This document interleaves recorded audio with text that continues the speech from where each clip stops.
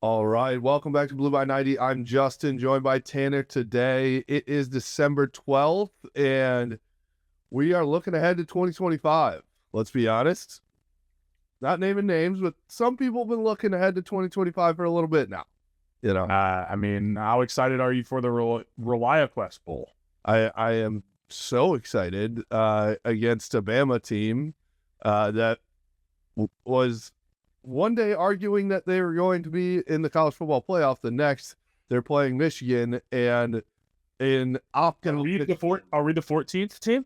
People are talking. We were a college football playoff snub. That's where I'm at right now. It's very fun, just the reaction from the announcement of people freaking out. So first of all, it doesn't matter. Okay, I don't know. It's been a long time since Michigan hasn't been in the playoffs, so maybe our fans are not, We forgot. They need to recalibrate of it doesn't matter. Yeah. Right? Like the bowl game against Florida in 2018, who gives a shit? The Citrus Bowl in 2019 against Bama, who cares? Right? Like, it just doesn't matter. What's the most important thing is that they get 15 practices. I think Michigan has 16 early enrollees. So as we look ahead to 2025, a lot of guys are going to get an additional 15 practices beyond just spring ball and fall camp next year. So this is important for Michigan's development, especially when you're talking about Bryce Underwood. So it's the practices. That's all that matters. Quick question for you, actually, before we talk about the schedule that was released. Who's getting the snaps in those bowl practices? Is it Jaden Davis? Is it Davis Warren? Is it Bryce Underwood? Is it, who? I'm just curious, honestly. I know that you don't know that answer, but I'm just, how would you handle that if you know more? If it were me, Chip Lindsey can work exclusively with Bryce Underwood, while Steve Kasula, who's the interim OC for the bowl game, works with whatever offense they're going to try. Bryce Underwood in the 2025 offense is in a whole different field or something. Wow. It's just all the guys that are maybe not ready to play right now that could be ready for 2025. I don't know if that's what it's going to look like, but I would assume it's going to be a lot of individual coaching with Bryce Underwood off to the side, because it's probably going to be Davis Warren and Jaden Davis, because Denigle's in the portal, Tuttle's hurt or retired. I don't know. Alex Orji has not entered the portal. I would love for him to stay. I think he can be an asset for Michigan outside of being a quarterback. So now with Chip Lindsey, I feel like, an Alex Orji could be perfect for him. Yeah. Honestly, though, the snaps that Orji got, not as a starter, but as, coming in throughout the game in 2025, and Bryce Underwood is not the starter, those need to be his snaps. Yeah. I would say he's probably more athletic as far as straight line speed than Orji. Which, by the way, I don't know. Wait, sorry, you're saying that those need to be Bryce's snaps, not Orji's snaps? You need to treat Bryce the way you did in 2021 with JJ McCarthy. Yeah. Where he comes in, not just in mop-up time, but in pivotal moments. In 2021, if you remember, JJ McCarthy against Wisconsin scored on a 4th and 1 quarterback sneak. He came in the Ohio State game. He came in the game. They use JJ similarly to how Texas is using Arch right now. Yes, exactly. That's a perfect comparison. So Bryce needs to get those snaps. I think Orji potentially could maybe be a running back if he were to slim down and pick up some of that speed. It's funny. I watched the 2023 Michigan-Ohio State cut-up. Orji looked so much more athletic last year. Yeah. This year, when you watch him, I know Caleb Downs is a really athletic guy, but when he gets caught like that, I don't know. Did he put on more weight going into 24? What I was confused about was the turn that he took. It was like he was banana peeling a first base, going from first to second. It was, instead of okay, here's a huge hole, let me, jab step and cut up. Right. It was that was the weirdest part to me. One thing, it was really cold and he was standing on the sideline for a long time. Maybe he was super stiff. Yeah. But yeah. Anyways, to your point, I think it's interesting. It'll be interesting how Sherrone Moore attacks these bowl practices, because I believe in just a couple days, Bryce Underwood arrives on campus, if I'm not mistaken. So, he will be part of a lot of these bowl practices. I also, I'm going to be honest with you guys, the listeners, don't expect anybody to play, anybody of significance. I think that anybody that even is a Makari Page or a Quentin Johnson that are going to go test the NFL waters and see, they're going to try and make a team. I think that they're better off right now going to train, at some NFL type academy like a lot of these guys do. So I'm trying to, temper expectations for people. You're definitely not getting Mason Graham or Will Johnson or Colston Loveland or those guys, but like even some of those late round draft picks, I just don't expect to see. Yeah, I'm with you. We saw that in the 2018 Bowl with Karan Higdon and Juwan Bushell-Beatty, both guys that I think went undrafted and opted out of the bowl game. So I don't know. It's tough. When you're a first-round pick, I totally get it. But when you're a fringe 6th, 7th, like that can be all the difference in the world is having a breakout game and, being able to showcase your skills one last time and put that helmet on, put that uniform on. I mean, we didn't play at Michigan, but I assume that's, that for those guys, that's a special thing. So we'll see what happens there. But 2025, we'll see what they do in the portal. It's tough to project all these teams, but just from like a name brand recognition side of things, the schedule's a lot easier this year than it was in 2024. So let's take a look at it. Hold on, let me hide this for you. So yeah, I mean, my first reaction, like gut reaction when I saw this was like, we can go 12-0. Absolutely. Like that, and that's not like me crazy drinking the juice, like Bryce Underwood juice or whatever. Like this is a very favorable schedule for Michigan. I mean, I think however many years ago when we scheduled Texas and Oklahoma in back-to-back years, it was like, oh, holy shit, we got to go to Oklahoma in 2025. All of a sudden, there's a chance with the portal that they look a lot better next year, but they were a bad football team this year. Yeah. Yeah. And they go out and hire Ben Arbuckle, who was the offensive coordinator, quarterbacks coach at Washington State. Washington State had a quietly good year, kind of fell apart down the stretch, kind of similar to what they did last year where they were ranked, fairly highly with five straight losses, I think, to end the year last year. Yeah. And then they were, I think, 8-1 and finished 8-4. So, we'll see, but I think that quarterback from Washington State, it's rumored that he's following his offensive coordinator to Oklahoma. So we'll see, though. I mean, the Brent Venables era has been underwhelming, to say the least. That's a program that was very consistently in the playoffs from 2014 onward. I mean, look at the quarterbacks that they had. It went from like Baker to Kyler to Jalen Hurts to Jalen Hurts. Like, I mean, they were cooking. And then Venables was supposed to be, I mean, he obviously was unbelievable at Clemson for them. And I still think a pretty big reason why Clemson has taken a step back over the past few years. But we've said this on the podcast multiple times about a bunch of different coaches. Sometimes it doesn't work out to be the actual head coach. You're just an incredible D coordinator, right? And so there's a chance that that's the case for Brent Venables. I'm not totally sure, but that's an interesting one, obviously, early in the season. The other gut reaction that I had, no back-to-back home games. Yeah, I think our wives are probably happy about that. My liver, Claudia, she was stoked. She's like, all year? And I was like, no, there's no back-to-back home games. She just was like, nice. I mean, I'm so used to 4 or 5 home games straight in the beginning of the year. And my liver is just like screaming at me, like, you cannot have another Hail IPA this weekend. Otherwise, you're going to die. And then I go out there and have like a bunch of them and a bunch of Sun Cruisers and Trulies and buy 90 beers. And so, yeah, I mean, I also think I just like it from a fan's perspective of just like, all right, we don't have 5 in a row or 4 in a row or something. And then we don't have a home game for a month. That is nice. That was the problem this year. 5 home games to start and then 3 the rest of the year. So the one thing I will say too is I like how the bye's set up because you have 4 games, you've got 5 games, and then you have 4 games, including the Big Ten championship. Maybe I'm getting a little ahead of myself. I mean, I like to go back to Indianapolis. I want to be back in Indy. Man. So it sets up nicely, right? Like your toughest road test is at Nebraska. As far as just a pure environment, maybe Oklahoma too. I'm sure that place will be rocking. But I've been in Nebraska. I'd like to go to Oklahoma this upcoming year. I think that'd be a lot of fun. But man, Nebraska is one of the best environments in college football. And I've been to Michigan, Ohio State games. I've been to a number of Big Ten campuses and watch games. That place in Lincoln, man, they are loud. And I have to imagine like that's an early in the year, so I don't know what their schedule is off the top of my head. But you know, there's a chance I'm sure that they're 3-0 going into that as well. We're 3-0 going into that. They've got Dylan Raiola in his second year, right? Like they're going to be hyped up, I imagine, for that. Their schedule, so they play Cincinnati at Lucas Oil. So they're going to Indy.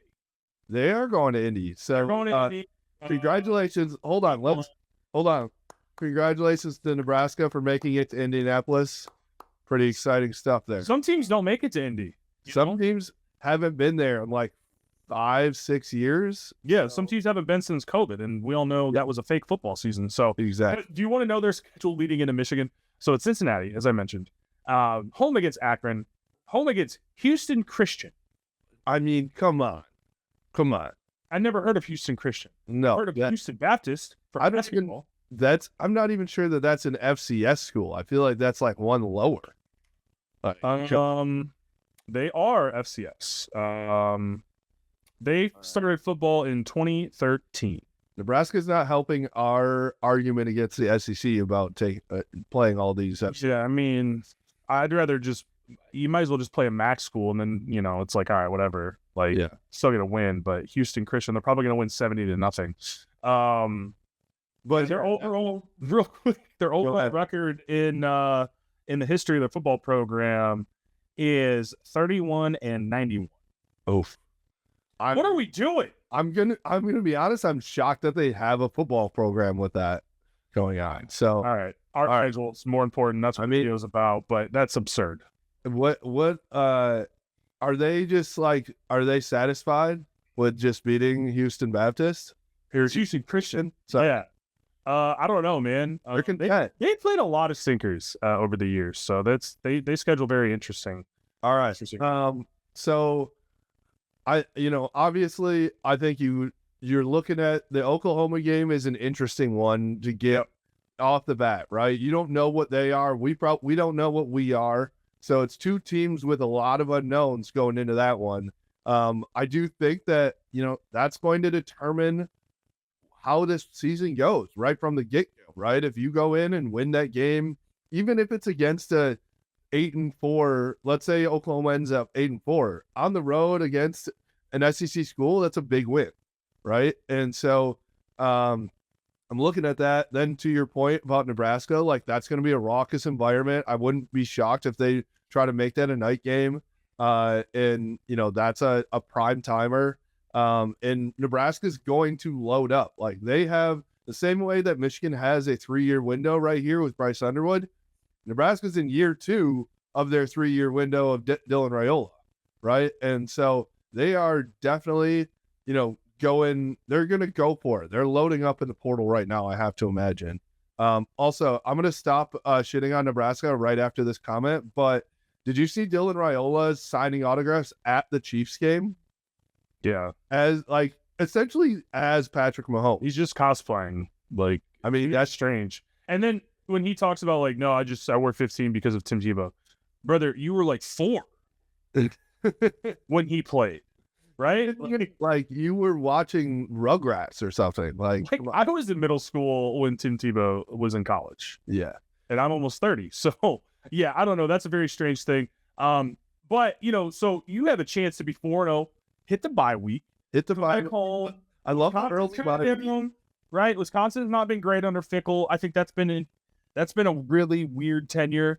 He hires Phil Longo from North Carolina, who was the offensive coordinator at UNC before Michigan's offensive coordinator Chip Lindsey was. So, but he leaves North Carolina, goes to Wisconsin. Luke Fickle's like trying to do this air raid thing, and then they're trying to get back to like Wisconsin football. I don't get it. That should be a game. I mean, we'll see what they do in the portal, but I think that should be a game that Michigan's able to win, and that sets up a potentially big matchup in the Coliseum. Yeah, I mean, I think that, listen, a lot of people are down on USC, and, they obviously had a rough year, but the reality of their team was, They are Nebraska. This year, USC was Nebraska because they lost every single game by like 7 points or less, right? And, obviously the Kalal Mulling show in Ann Arbor where it didn't look like, Michigan had no business winning that game, and Kalal just breaks off one of the craziest runs I've ever seen.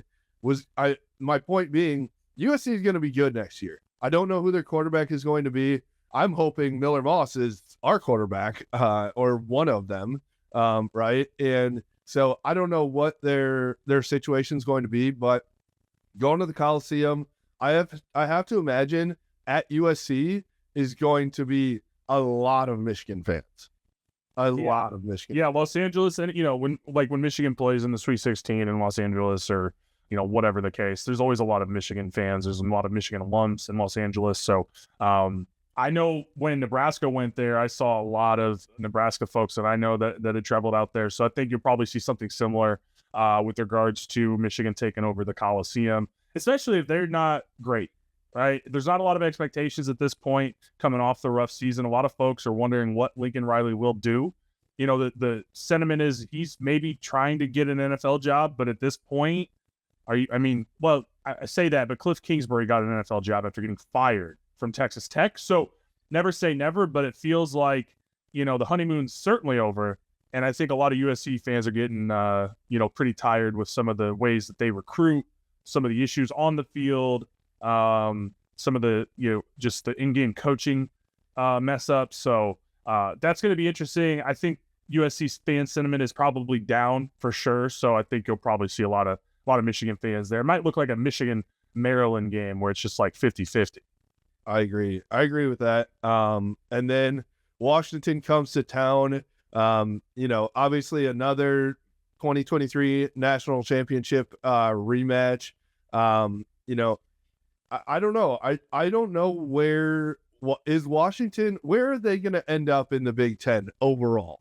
Right. That's my question. And I say that more in a broad sense of like over the next five years, right? Are they going to be towards the top with Ohio State, Oregon, Michigan, hopefully, right?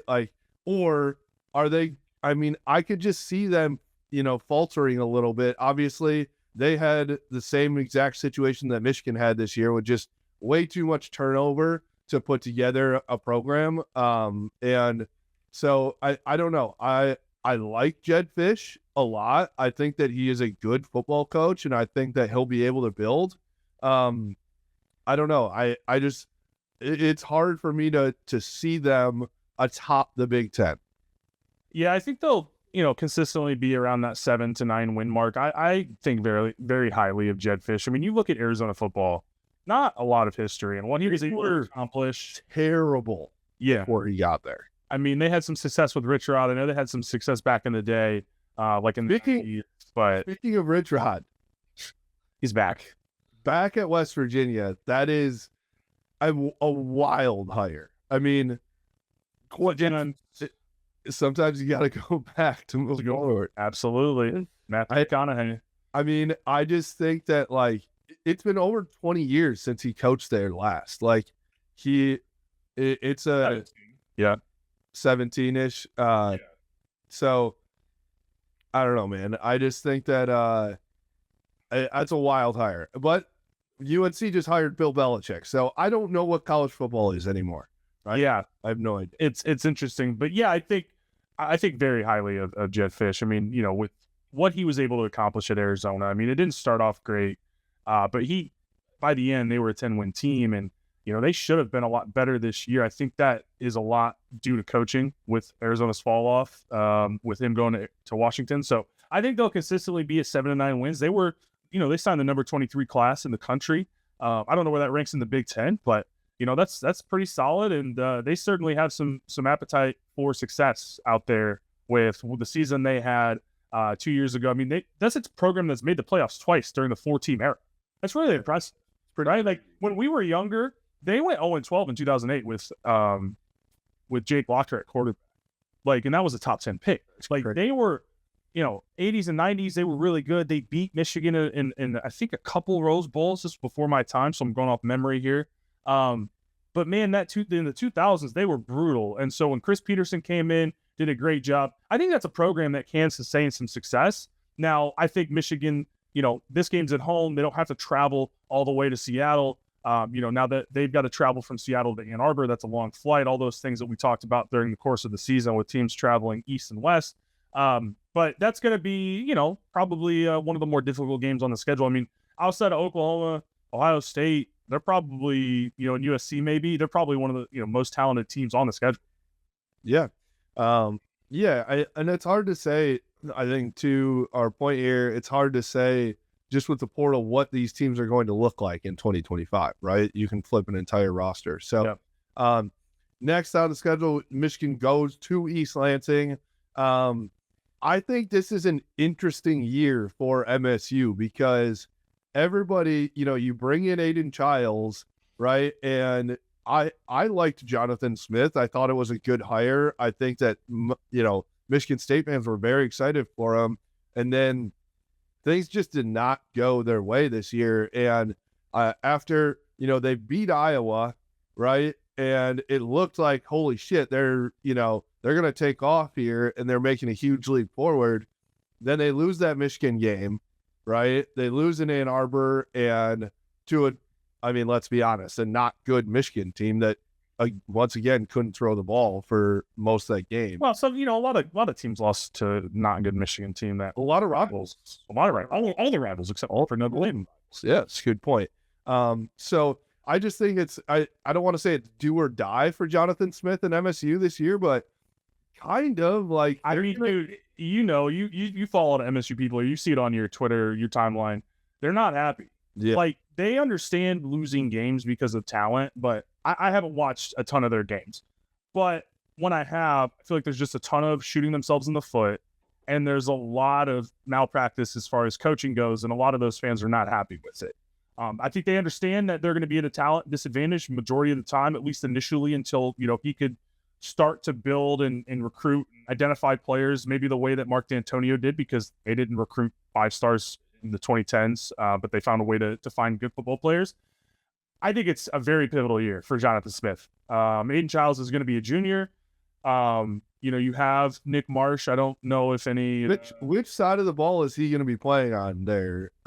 Is he on the Michigan? Sorry, which sideline? Is he on the Michigan sideline or is he on the Michigan State sideline? Yeah, I've seen a lot of rumors. I think they've kind of cooled down at this point. I'm not expecting anything like that to happen. Yeah, but I want to let's keep that rumor going because it riles the shit out of the Michigan State fan. Hey, man, it didn't come from this random podcast. It did not. It did not. But I agree. You're looking, does Aiden Childs make a big step, right? He's obviously got. That's what you're expecting, right? That's what you're hoping for. Second year as a starter, third year in college football, third year under Jonathan Smith. You're expecting him to take a leap, to minimize turnovers, to be able to make plays, and you're expecting him to, again, take care of the football. That's the biggest issue with him.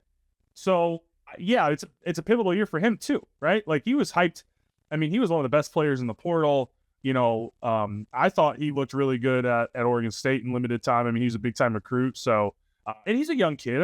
I think he's going to be 19 next year. So, he's a young kid. So we'll see if he's that's still crazy to me. Like, he was a junior. Yeah. That's, so yeah, I think, that's what Michigan State fans and a lot of people are saying. Like, okay, yeah, he's still young. Okay. He's still going to be in his third year at playing football, right? Like at some point you have to turn the corner. So, I think it'll be interesting to see if this year is that year for them. And then you have 2 buys in a row, Purdue and then a real buy. So that's nice. So Purdue did just hire Barry Odom, who is the former head coach at Missouri. Good hire. Good hire. It's another defensive guy. So I don't know if his offensive coordinator with the go-go offense is following him. I haven't seen anything. I haven't kept up with Purdue's coaching search. But it's another defensive guy. And the last time Purdue had success, Jeff Brom is an offensive-minded coach. So you've gone back-to-back defensive, guys with defensive backgrounds. I feel like if you're Purdue, you got to be like that, we're running interesting shit all the time. That's what Brom was doing. Remember the fake flicker run that they did in the Big Ten championship against Michigan. Like, you got to do stuff like that. Brown was bringing XFL shit because he's the most iconic clip from the XFL of all time with his concussion. Do I or do I not have a heartbeat? Or pulse or whatever he says. Just fully concussed, CTE out of his body. I mean, he's like looking cross-eyed in the video. It's unbelievable. Completely dead. The other thing for Purdue, though, that I don't know if this is fully true, but I thought I saw the quote from Ryan Walters that they had like $400,000 total of NIL. I think that was real. They gotta get into the pockets of them engineers, those aerospace engineers. I'm sure that those guys are donating to basketball or football, but like you're at $400,000. That is literally one player right now. It's like one 4-star.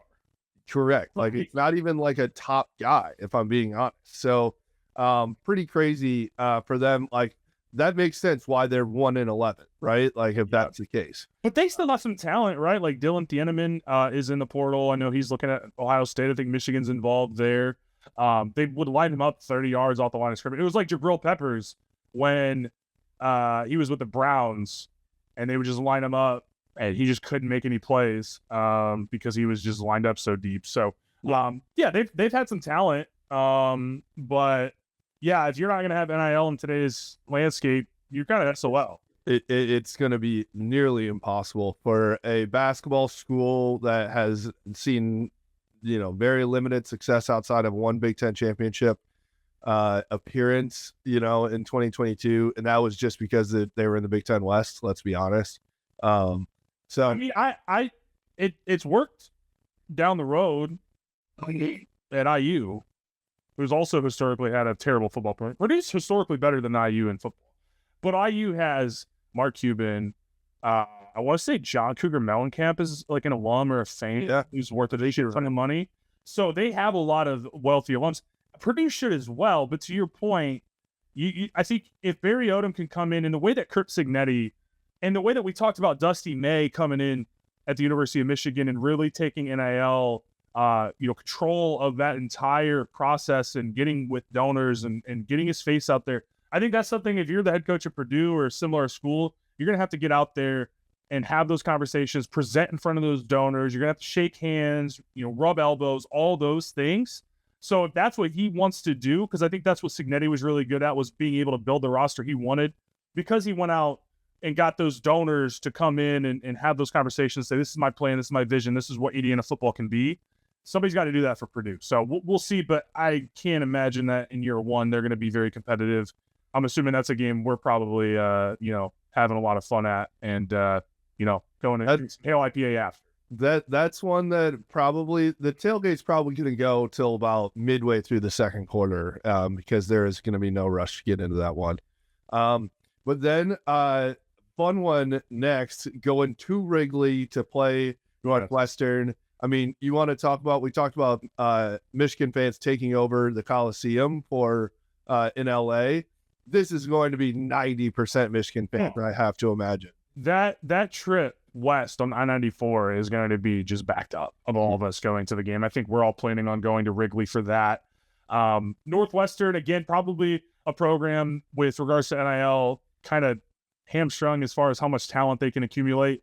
So, probably more of the same of what we saw Michigan, Northwestern in the Big House a couple of weeks ago in Wrigley, but, friendly confines. That's a cool environment. Excited to check it out. To be honest, though, I was hoping that this game was going to be at least in October.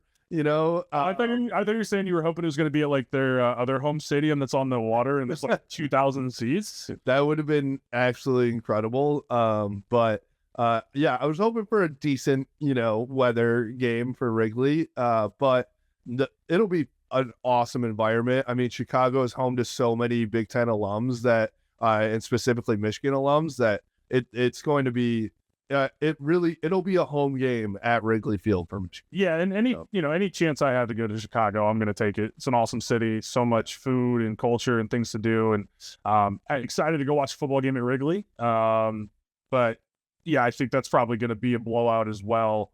Regardless of anything we don't know about the portal for either team, I just have to think that Michigan's going to go in there, take care of business, and get on to go on the road at Maryland. Which Maryland's an interesting topic. I don't know much. They weren't great this year. I thought Billy Edwards was solid at quarterback. He took over for Tagovailoa. I mean, do we have? I don't know how much we know about Maryland. I don't know anything about Maryland, if I'm being honest. I think that they are another one of those teams that, unfortunately, in the new Big Ten, they just get kind of lost in the shuffle, right? When you're talking about talent and where guys are going, whether in terms of recruits and portal guys, like I feel like they can get lost in on the map there, right? And so, yeah, I don't know. I mean, again, they could become, really all if they can land a quarterback, right? Like that's really half the issue. So, who knows? I have to imagine that the same thing with Northwestern, probably not as dire. But I think that Michigan just going to have way too much talent for them. And so that's our only time going back to back on the road, right? And it is right before Ohio State. So the only thing that kind of stinks in this schedule is from November 1st to November 29th, you have no home games leading up to Ohio State. So I kind of wish, I don't know, it's very fun when you're leading up to the Ohio State game, that home game before it, right? And you're getting some beat Ohio chants and you're revving it up. Like that's super exciting. So that's the only shitty part about this, this schedule. But yeah, then Ryan Day's coming to Ann Arbor, and Is he? I mean, that's a good question. I don't know. If he loses to Tennessee, I don't know. Where's the so, yeah? Go ahead. What is Ohio State going to look like next year? Because Will Howard's gone. You're either going to get a portal quarterback, or maybe you go to Julian Sayin, who is like 5'10", 180 pounds, very, very small statured quarterback. Judkins is gone. He already put on Instagram, last one at the shoe. So I'm assuming he's going to the NFL. Henderson's out of eligibility. Sawyer, JTT, Denzel Burke, Ransom, all these guys are out of eligibility. So, I'm sure that, obviously they have talented guys waiting in the wings, but, when you look at the 21-22 recruiting class, especially the 22 recruiting class is brutal. If you go look at it, like I don't think there's any contributors on that within that class. I'm really curious to see what they look like next year. I agree, and I think that I have to imagine he's going to be aggressive in the portal, right? Like I have to imagine. Mike Vrabel? I don't listen. Let me actually be on the record. I do not want Mike Vrabel to be their head coach because I don't give a shit if Mike Vrabel's at the head coach because I think he's a good NFL coach. I don't think, first of all, he's going to take the job, but what are they going to turn back into Tressel, Ohio State? Which I really agree. I think Vrabel's the guy that can bring the culture back because he's like Dan Campbell-esque, where he's just tough guy mentality, right? Like he is. It's easy to do that when you have Derrick Henry, by the way. Yes, I know.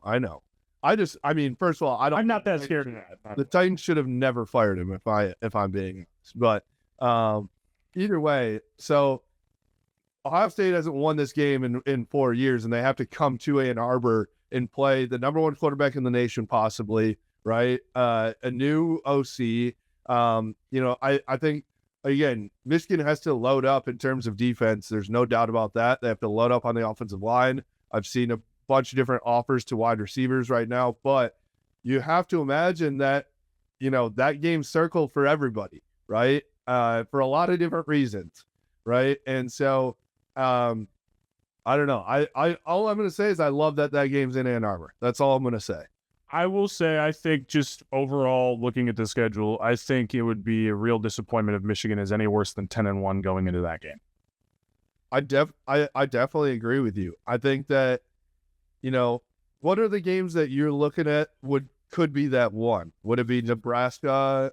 Certainly Oklahoma, potentially Nebraska. Raiola's second year. Quarterbacks take that big leap from year 1 to year 2. He has a lot of experience now under his belt.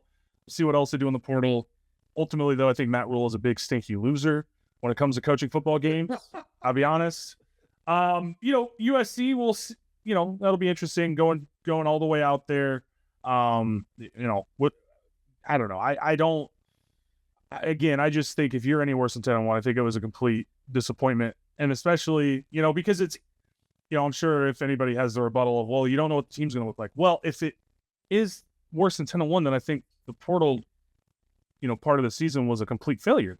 Well, this is the year that you should dominate the portal because you are losing a bunch of guys that were very highly paid, right? In like Mason Graham and Will Johnson, like you lose guys like that. So it's not like a salary cap where, all that money is just freed up, but I'm just saying you have the funds to go get new portal guys. And also you knew this season was over by mid-October, right? Or at the very least early November, right? And so I think that like if they weren't looking at the portal during this entire season, I don't know what they were doing. So I definitely agree with you. This is the year that you have to load up. And we've said this a number of times. You have a 3-year window with Bryce Underwood, and you have a super favorable schedule, which I don't believe you're going to have next year, right? To not have Penn State, not have Oregon on this schedule and have Ohio State at home. You have to take advantage when the schedule lines up like this. Absolutely. This is an opportunity to get back to Indianapolis to win another Big Ten championship, get a first round bye in the playoff. You have to go swinging, right? And at the very least, 10-2 gets you a playoff spot I don't know that for sure, but I have to imagine it does.